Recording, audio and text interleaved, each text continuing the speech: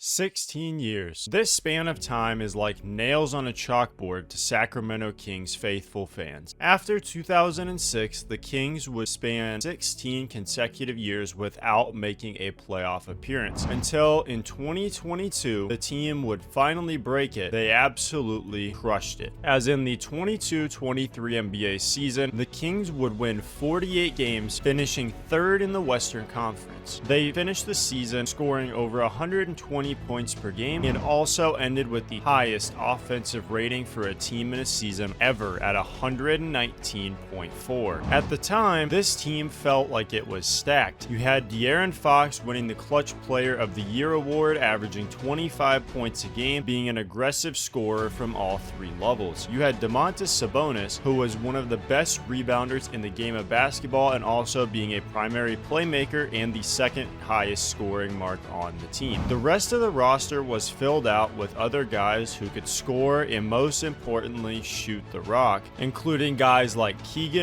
who shot 41% from three, Kevin Huerter, who shot 40%, along with Malik Monk, who was a spark plug scoring guy off of the bench. Here we are, not even 2 years removed from that. They went from last season losing in the play-in game to the Los Angeles Lakers, and now here they are, not even in the play-in picture, 12th in the Western Conference, and they just fired head coach Mike Brown, not even 2 years removed from winning the Coach of the Year. They still have a lot of the same pieces who may not be playing up to the exact expectation that you would like. They've also added a good scorer and guy that can play make as well in DeMar DeRozan. However, it is just not the same. Is there anything the Kings have left that they can do? Are they doomed going forward? Are the Sacramento Kings just cursed as a franchise? Hello everyone, I'm Mason, and the Sacramento Kings are in danger. Make sure to leave a like and subscribe to the channel. A lot of you guys that watch these videos aren't subscribed, so please make sure to do that. It's one click of a button, it's free, and it helps me out so much. So let's get straight into the video.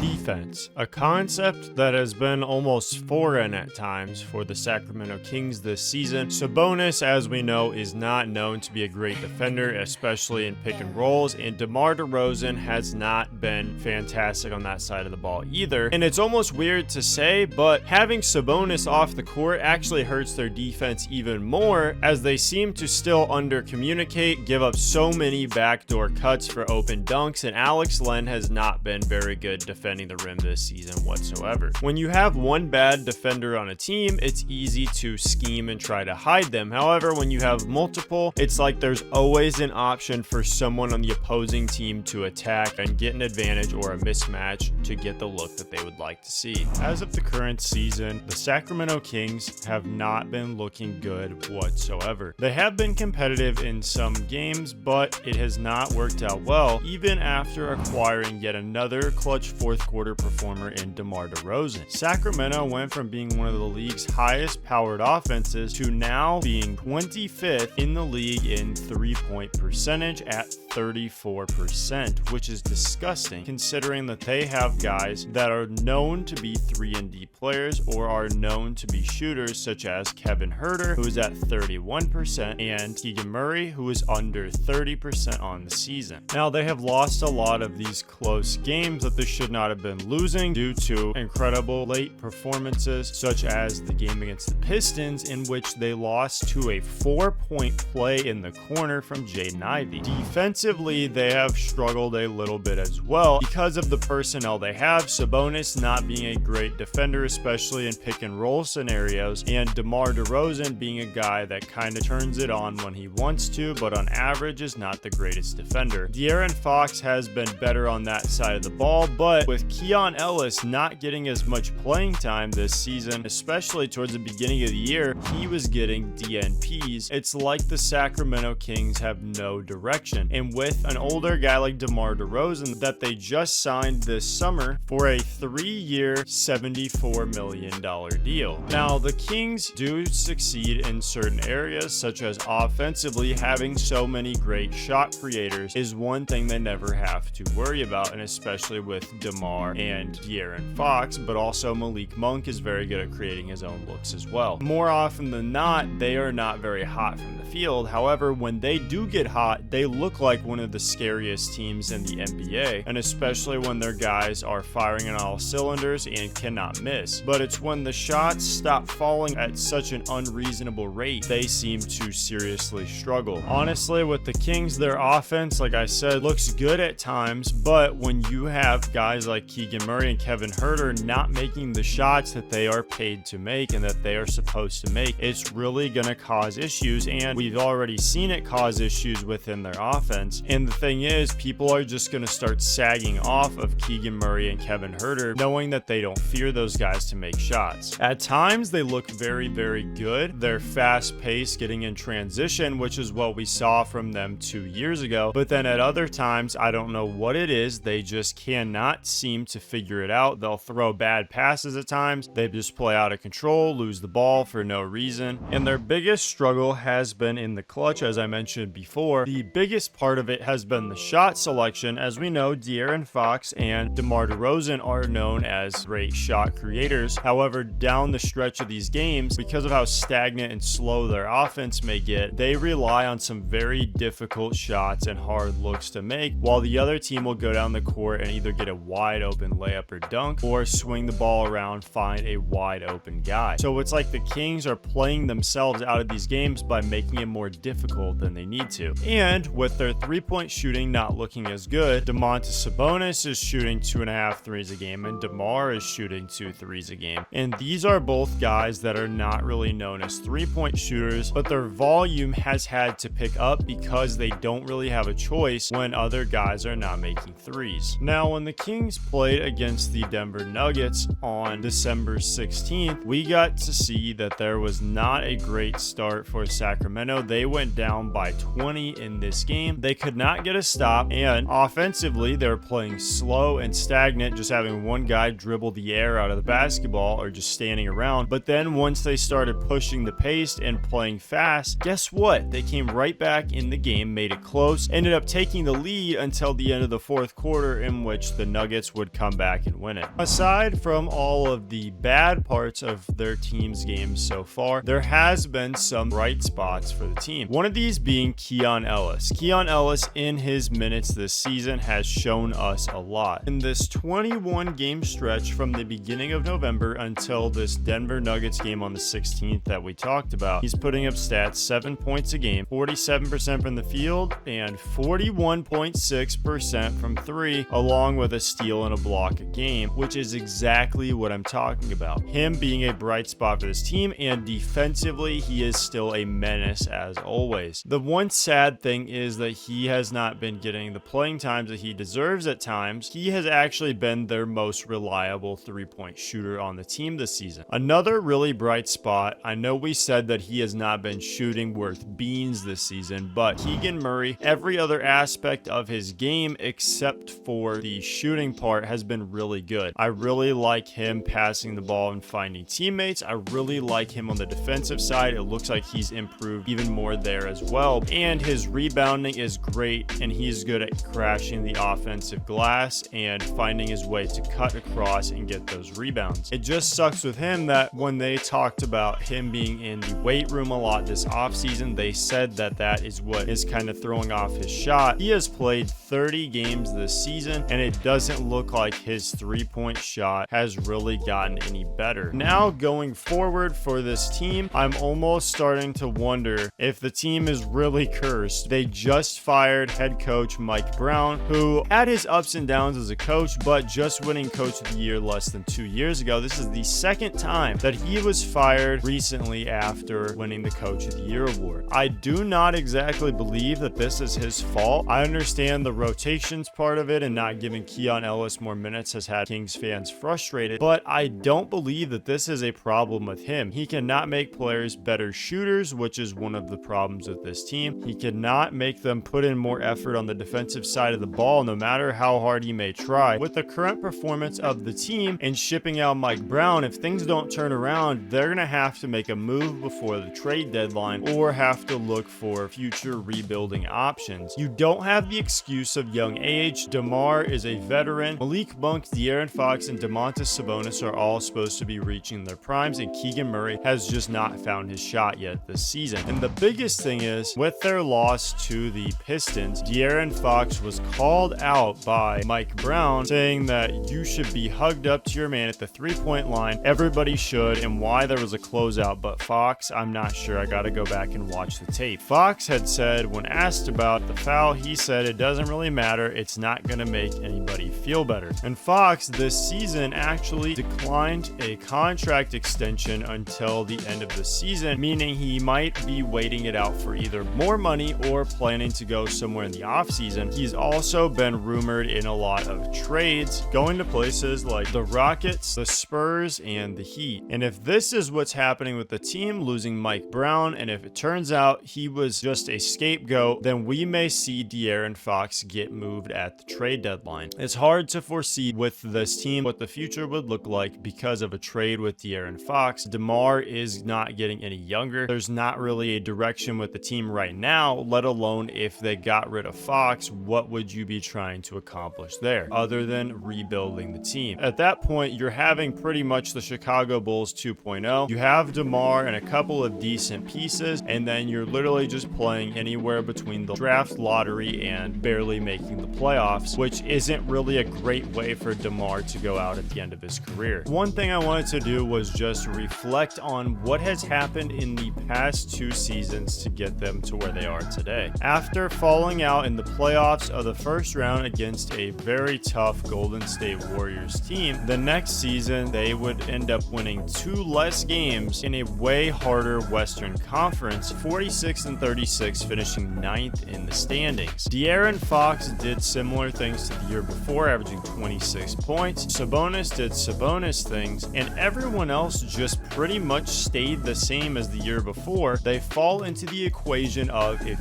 you are not getting better, then you are getting worse, meaning they stayed exactly the same, making them actually worse. When you're not taking steps to improve in today's NBA that is constantly evolving and changing, you will not see success whatsoever. Overall, the Sacramento Kings are in a whole world of hurt right now, and I'm sure the fans are not thrilled about what happened to the team since that amazing year where they were the 3 seed in the West. De'Aaron Fox has been playing as the incredible player we know him to be. Sabonis has been putting up terrific numbers as well, and DeMar DeRozan has been fun to watch. He has always been one of my favorite players in the NBA. However, when no one is knocking down their three-point shots, just recently firing their head coach Mike Brown as well. One last thing just before we go, shout out to Mike Brown, man. I really do like you a lot as a coach, and I'd love to see Mike Brown continue coaching somewhere else and prove wrong the Kings front office. But regardless, it's just a tough situation all around, and hopefully